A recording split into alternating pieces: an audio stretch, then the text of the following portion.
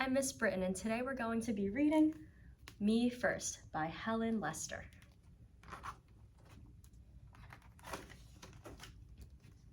Pinkerton was pink, plump, and pushy. He would do anything to be first, even if it meant bouncing off bellies, stepping on snouts, or tying tails.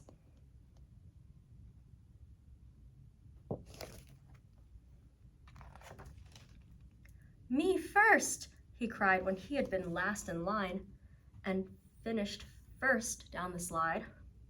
Me first, he cried at story time, settling on his round bottom with his big head right smack in front of the book.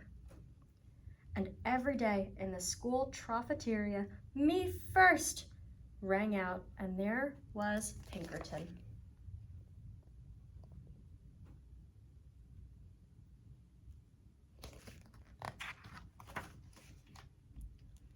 One Saturday, Pinkerton's Pig Scout troop went on a day trip to the beach.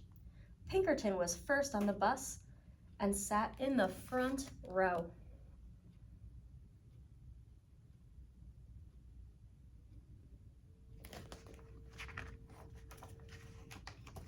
He was first off the bus, first in the water, first out of the water, and first to the picnic basket.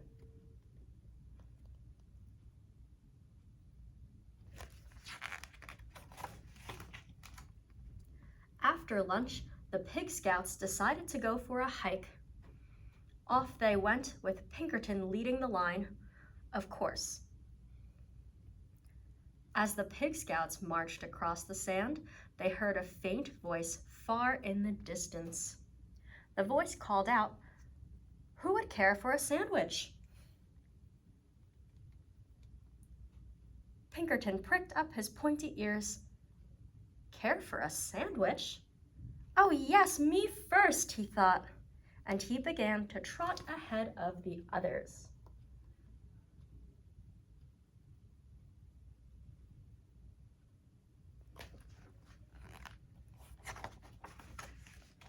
Soon he heard the voice again, closer and louder this time. Who would care for a sandwich? Me first, cried Pinkerton, picking up sand and leaving the other Pig Scouts far behind. His imagination almost burst. Peanut butter, jelly, 2 tomatoes, 7 pickles, a slab of cheese, a blob of mayo, and a big smear of mustard, all for me first. Who would care for a sandwich?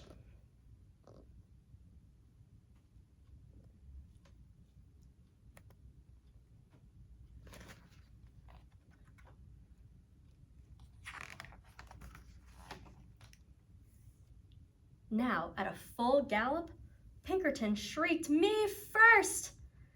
Over a sandy hill he flew. Kerplop! He landed face to face with a small creature with a bump on her nose and fur on her toes. "Am I glad to see you," she cackled. "I sure could hear you coming. Me first, me first, me first. I guess you really would care for a sandwich."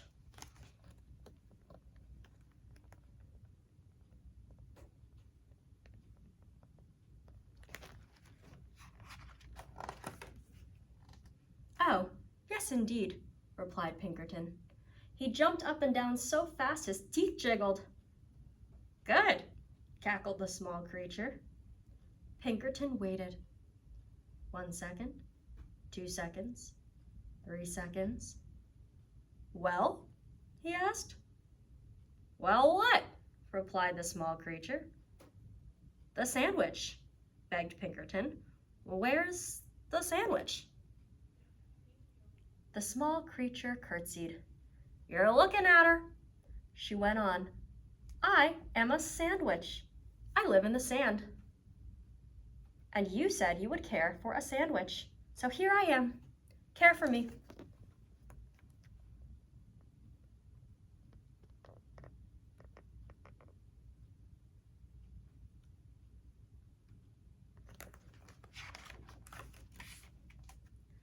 All Pinkerton could say was, "But I..." Taking no notice, the sandwich continued. "You said, 'Me first.' You wanted to be the first to care for me. Well, congratulations! Now just come along to my sandcastle." Grabbing Pinkerton firmly by the sleeve, she led him around a few bends.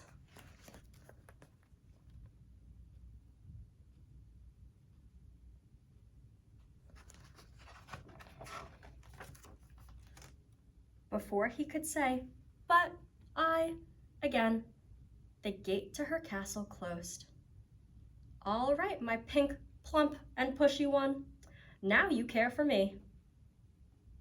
You may have the honor of being the first to powder my nose and comb my toes." Seeing no way out, Pinkerton powdered her nose and combed her toes.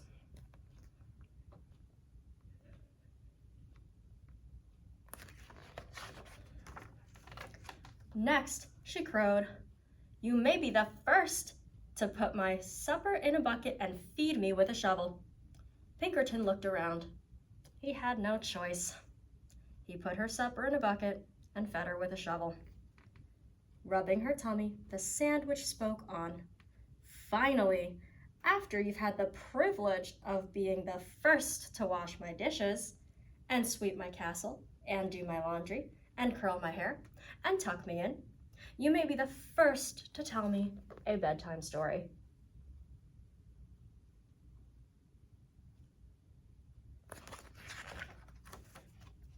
Pinkerton washed the dishes and swept the castle.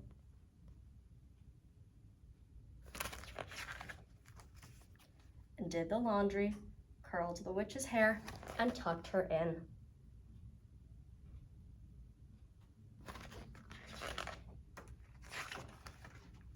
The sandwich stretched and yawned loudly. Now the story. I need my story. Pinkerton was so tired he could barely speak. "I don't know any stories," he whimpered. "Then how about making up something?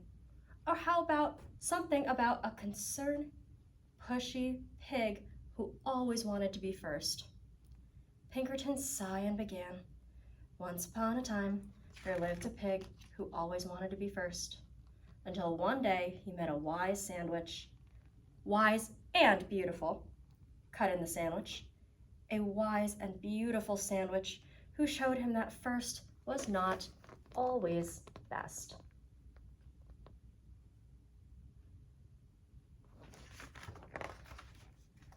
"Aha!" cackled the sandwich. She gave Pinkerton a slow, serious, and meaningful wink. "Have you learned something?" "Oh, yes, yes, yes," said Pinkerton. "I promise I have." "In that case, thanks for the care. Goodbye and good luck." She opened the gate, and Pinkerton sped off so fast he didn't even notice the delicious sandwich she held out to him.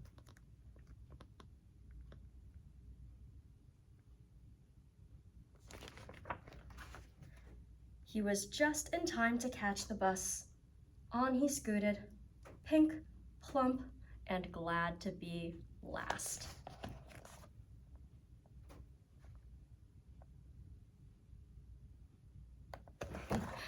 Thank you for reading with me. I'll see you guys next time.